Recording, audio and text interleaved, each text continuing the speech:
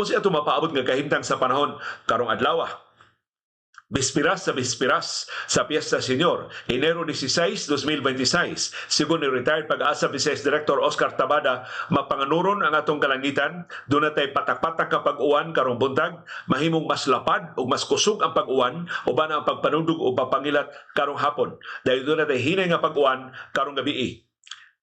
Ang atong chance of rain karong daytime 70%, sa nighttime 40%. Doon ay posible nga pagbaha o pagdahili sa yuta atol sa kusog nga pagbundak sa uwan. Tungod ining lapad nga uwan karong adlaw, Biyernes,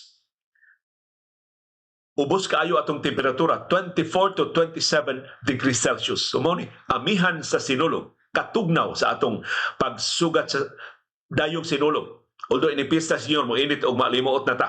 So karong adlaw, Biyernes, Enero 16, 2026, atong temperatura mao ni kinaubsan so far karon tuiga 24 to 27 degrees Celsius. Atong heat index 32 degrees Celsius ra, mapatigan sugod alas 10 karong buntag hangtod alauna karong hapon. Di ta makilang-paypay, hayahay ta karong adlaw. Dunay hinay nga huros sa hangin gikan sa northwest, 15 to 25 kilometers per hour. Wa hilungdan nga moderate atong coastal waters, luwas ang gagmay nga mga sakayan pero magbantay sa atong paglawig.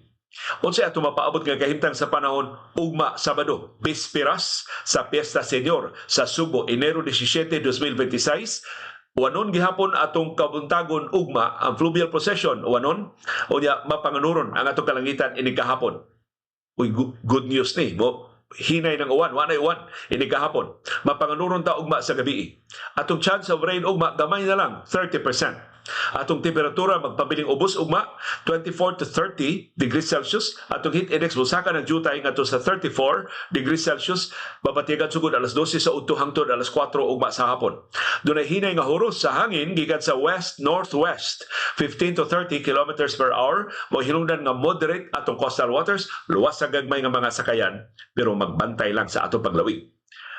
Og unsa may atong kahimtang sa panahon atol sa kapiestahan ni Senior Santo Niño unya sa Domingo, Enero 18, 2026. Sigon ni retired Pag-asa Vice Director Oscar Tabada, mapanganuron ang atong kalangitan, wa nay uwan, init og alimuot na ta inig kahapon. Pero wa kalit no ang hulga sa uwan sa kapiestahan ni Senior Santo Niño. Dunay nipis nga panganod ugma sa gabi. Gamay na lang kay itong kahigiran sa uwan.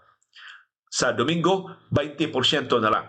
Atong temperatura, busaka ng jutay, 24 to 32 degrees Celsius. Atong heat index, perti ng taas sa 37 degrees Celsius. So, init o galimot ang atong Piesta Senior karong Domingo.